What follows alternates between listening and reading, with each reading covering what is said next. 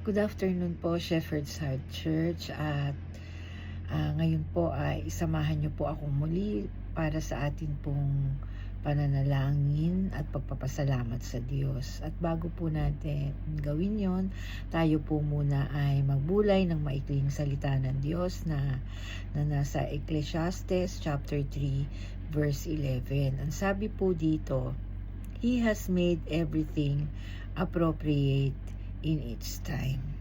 So, waiting for God to answer is an important aspect to consider in our prayer life. So, sa ating daw pong pananalangin, mahalaga pong aspeto ang paghihintay po sa pagtugon ng ating Panginoon.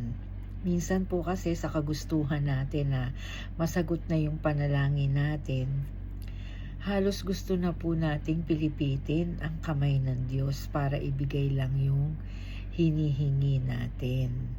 Minsan nga po, inuunahan na natin ng Diyos, gumagawa na tayo ng mga bagay para mabigyang katugunan ang ating kahilingan sa Diyos.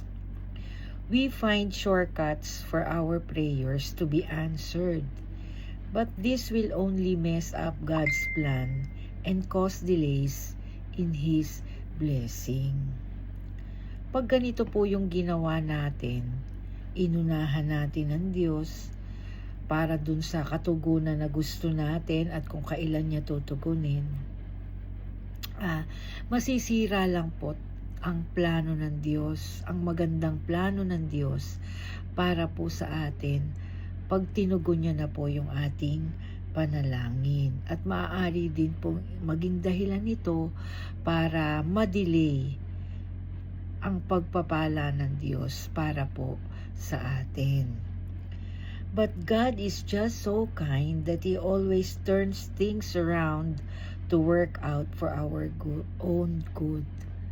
Pero ganun na lang po talaga kabuti ang Diyos. Dahil talagang inaayos niya ang lahat ng bagay para sa ikabubuti natin. Dapat po yun lagi nating tatandaan, no? Wala pong hindi gagawin ng Diyos para po sa kabutihan natin na mga anak niya.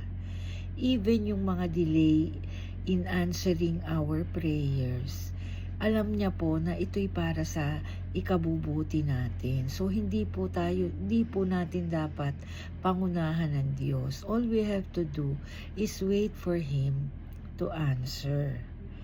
And God makes everything beautiful in His time. Totoo naman po na talagang sa tamang panahon ng Panginoon, lahat po ng bagay ay magiging maganda, lahat ng bagay ay magiging maayos kung marunong lang po tayong maghintay sa Kanya. Even in the waiting, we can trust in Him and the process we have to go through. Sa ating daw pong paghihintay, doon po natin mapapatunayan na tayo po ay tunay na nagtitiwala sa Diyos. At handa po tayong sumunod sa kung ano po yung gusto ng Diyos sa buhay natin. Lagi pong mabuti ang Diyos, yun po yung lagi nating tatandaan.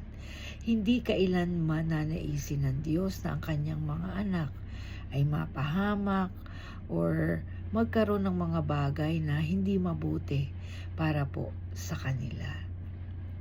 So sa hapon pong ito, let us always remember that we should always trust God, we should always have hope in Him.